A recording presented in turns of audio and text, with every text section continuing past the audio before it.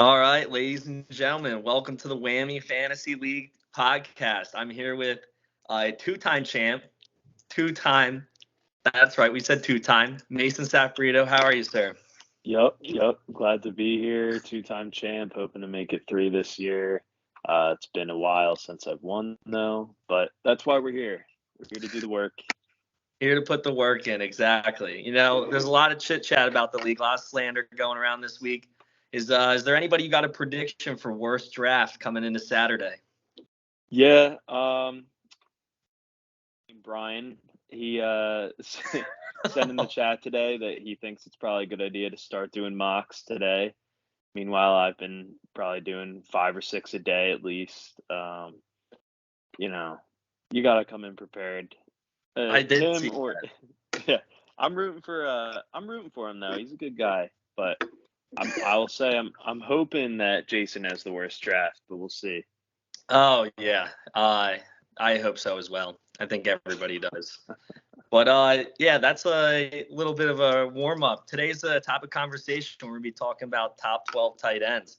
Why don't we get it right into it with your list? Yeah. Let me see here. I wrote it up. I mean, it's pretty standard most of the way through, but we got Kelsey, Andrews. Here's where it gets a little shaky. Pitts at number 3. I'll explain that in a sec. Waller, Hawkinson, Kittle, Goddard, Ingram, Patty Muth, Kincaid, Dulcich, Higbee. Okay. Yeah, obviously Kelsey Andrews, boom. Pitts, though, I have trouble. I feel like if I'm in the draft, I'd end up taking Waller if he was there. Obviously, Hawkinson's probably going to be gone at that point. But Right. I really like the upside of Pitts. There's really not many tight ends like him besides Kelsey and Andrews with that type of upside. He had 1,000 yards his rookie year. I just recently heard he was the first rookie tight end to do that since Mike Ditka. I've He seen was that way stat. before our time. Yeah. So, I mean, 1,000 yards in your rookie year, granted it was with Matt Ryan, but he only had 2 touchdowns. It's not far-fetched to think he could get 1,000 yards this year with 6 touchdowns, and then all of a sudden he's the number 2 or 3 tight end. So, Yeah. yeah. I've been warming up to him a little bit as well. I mean, Bijan Robinson, even though he has no factor in the passing game, I think it's just going to make defenses be a little more honest. Yeah. I mean, and if Ritter can just do something, I mean, honestly, I think he's better than Mariota at this point in Mariota's career. I think anything was better than Mariota last year. My goodness. Yeah, that man, he doesn't know how to throw a football very well. So, But who else was that down there at the bottom of the list? yeah, one guy I'm really I haven't really taken him in many mocks because I normally take tight ends earlier, but Dulcich I really like. I recently took him in our new Dynasty PPR league. I know we've been hearing some things about how he's not the top tight end on the depth chart with Sean Payton bringing in his guy Troutman from the Saints. But he said something, Peyton, that is, he said something earlier this summer. He said he wants to use Dulcich in the Kamara role out of the backfield, with sort of short screen passes and stuff. And they don't really have a receiving RB. Right. Javonte can do it, I guess, a little bit, but they don't have a Kamara. So if he's going to be getting design plays like that, you can't really, you're getting him for free basically towards the double-digit rounds of drafts. I mean, you could theoretically take your boy Pitts and then in the last round probably just grab Dulcich, and there you go. You could. 2 high-flying tight ends there. Flip one of them for something special. Yeah, you could definitely, if they both pan out, Dulcich could be that guy. Every year there's a tight end drafted later who ends up being top 5. He could be that guy. I mean, if the Broncos offense looks half better than it was last year, there's going to be way more touchdowns going around. Yeah, I mean, someone's got to score. I mean, it'll probably just be Judy, maybe Sutton, but look, Dulcich, he could do it. But I don't know. I'm not taking a high. I'd rather get one of the other tight ends. I'm just saying, there's a shot there. I also like your boy Kincaid. He was just on the floater for my list. We'll get into my list here soon, but I really have a hard time ranking him because if he just comes out and eventually like overseeds Knox, like he could have a ridiculous ceiling. Yeah, I mean it's just an upside play, but that's what you're doing there, right? Down at the Yeah, bottom. yeah, absolutely. All So, right, I yeah. guess What it's about you? I guess it's my turn. We'll get into mine. I wrote mine out as well. I like you said, it's pretty easy up at the top. We got Travis Kelsey, Mark Andrews. I got my boy Darren Waller number 3. We got Goddard coming in at 4. Then T.J. Hawkinson at 5. 6 Kyle Pitt or 6 George Kittle. 7 Kyle Pitts. You're probably not gonna like that ranking too much. Sheesh. I know. I just I got some reservations about Desmond Riddler. I No, yeah, they're all like but the same, pretty much. They're all really close, those guys, anyway. it is after for me after Goddard, Hawkinson, Kittle, Pitts. I think you can take them any order, and all of them have crazy high ceilings. And it's just whether I think the floor is very safe, at least for me. But coming in at 8, I got Pat Fryermuth. Number 9, Dalton Schultz. Number 10, David Njoku. This is probably where I get a little crazy here. 11, I got Chigo Conwa from the Titans, and number 12, we got our boy Cole Kmet. Okay, one question real quick. Did you say Ingram at any point or no? I did not. He's in my honorable mentions. Interesting. Okay.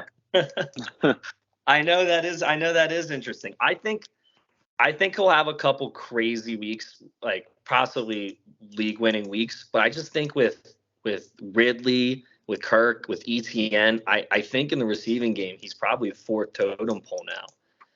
Yeah, there's a And lot of mouths there for sure. but I mean, if he gets like some red zone specialties and stuff like that, I mean that could make me look pretty bad. I'm not gonna lie about that. That's why I said honorable mention. I did want to throw him out there.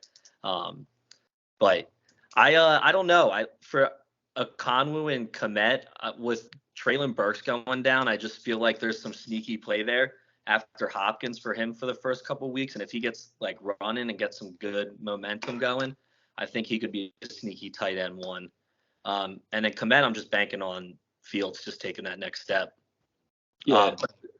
But the 2 guys I would really like to talk about, Waller, I think, and you agreed with me earlier, I think Waller could be the number 1 tight end this year if he wanted to be, if the Giants could actually do something. Because I was watching that preseason game this week, and Daniel Jones' first 4 throws went to Waller, 4 straight completions. So I don't know.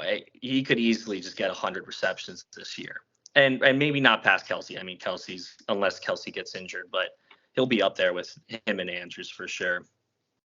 Yeah, if you don't mind me jumping in here, like I was gonna say, he's really one of the few tight ends who can be the top target on his team. Well, it probably is the top target on his team. So like it's him and Kelsey and Andrews, but even Andrews has some more competition this year. So like I get what you're saying there. Yeah, I just think the only knock on him is going to be injury risk. I mean, he's not been able to really stay on the field for a full season lately, but I mean, if he does, it could be sneaky value. I just hope nobody. I don't know where I'm comfortable taking him in drafts yet. Um, I feel like round 4 is reaching on him, but I have so many mocks I'm doing. 5, he's usually gone. Yeah, 4 it feels a little early to me. I feel like how you want to play it is if he falls into your lap, you know, you're like a kid in a candy shop. If you get Yep. him, like whatever, if you get him in the 5th or the 6th, good. But I don't know. I don't like reaching on it there.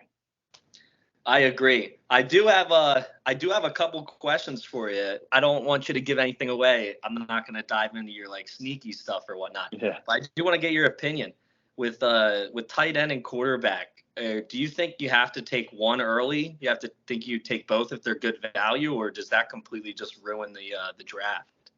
I mean, this year's a little weird because we talked earlier this summer and like the QBs last year, there was the 3 at the top that really like they separated themselves, like Hurts, Allen, and Mahomes, and that's not typical for QBs. So last year they all outscored like even the next highest scoring QB was Burrow. They outscored him by like 20 or something in 4 point per passing. So I don't know. I like taking one of them early if you can though. But obviously if they fall to you, that's when you take them. You don't go around reaching. It's when it gets up to your pick and you're like, I don't know, I don't really like these receivers. I don't like these running backs. Then you take a quarterback or tight end. Um, Is there a tight end that you may either not like at all or don't like at their draft position that you just see yourself not investing anything in this year? yeah, absolutely. Hawkinson, I'm not taking him ever, no matter Yep, where I am. I am Uh, completely on board with that one. I think yeah, his ADP has been like I've seen early thirds, early to late thirds. I've seen middle round four, and that's so rich for him. yeah. Did I miss something? Like, I don't understand. Like, all of a sudden, he's like an Andrews, basically, Yeah, of like draft capital. I don't really get it. I don't know either. I think some of these people just saw the amount of targets he was getting a game, but they just added Jordan Addison. So I mean, he's already number three at best on the team. Yeah, I mean, I'll take him again. Like I said, if he falls to you, like in the fifth round or something, like all your league mates, nobody wants him, and he's there. It's like him and Kittle sitting there in round 5 or whatever. I'll take him if I don't, Yeah. but I'm not excited about it. I feel like weird about it. No, it does feel weird, and the team doesn't look good when you're spending that high of a pick on that. No, I will say though, I there are a lot of guys low this year. I feel like in the later rounds, like you can get. I don't know how you feel about them all, but guys like Gabe Davis, Michael Thomas, Sutton, Juju, even Dalvin Cook, like just big names. They might suck. They might get injured, but like I feel like you could take a QB and a tight end in the top 5 rounds, like both positions, and you could Yeah. if you hit on those other ones, like you're looking really good if you hit on those Michael Thomases and stuff later and they pan out. Yeah, I completely agree with you. I'm even seeing, and I think it's going to adjust now that Kamara's sentence is finally out, but I've been seeing people getting Kamara in like the 6th round. And if he's doing a Yeah. 3 suspension, I mean, that's such a good value. Yeah. I mean, and at this point, if you draft someone like Brees Hall or Taylor, it's almost like a 3-game suspension anyway, because you know, like Brees Hall might not even be right for 4 or 5 weeks. Like, and you're getting a guy like Kamara who's been a first-round pick for years, in Yeah, the sixth round. I just need JT to not blow up any fantasy possibilities. If he gets called on a team that messes some things up, Yeah. that'd be disappointing. Yeah, Unless our it's the draft is Birds. Saturday. Yeah, if it's the Birds, that's cool. But yeah, if he gets traded like tomorrow and he blows up in like my Stevenson pick for round 2 already got blown up in our upcoming Yeah, draft because of Zeke. So, you know, I'd like to see Taylor we'll not see blow what up another happens. backfield. Gets traded to the Bengals. There goes my mix impossibility. So, Oh, yeah, yeah, that we'll would be see. bad. We will see. All right. I guess we can leave it off there unless you got any shout outs or anything you want to say to anybody. Yeah, no, I'm just excited to draft. Know, hopefully we'll give a good recap. We can talk about, what kind of good picks we made, mistakes, some drunk banter. Drunk banter. We'll definitely be making fun of some people's picks for sure. I'll Definitely. also get my pick for worst draft. It's probably going to be Justin, and I'll also put him for drunkest as well. I didn't They want to usually say go hand Justin, but in yeah, hand. it could be him. All right, sir. Well, I guess we'll leave it there. Mason, it's been a pleasure, and I'll see you on Saturday. All right. I'll see you, bud. All right, peace.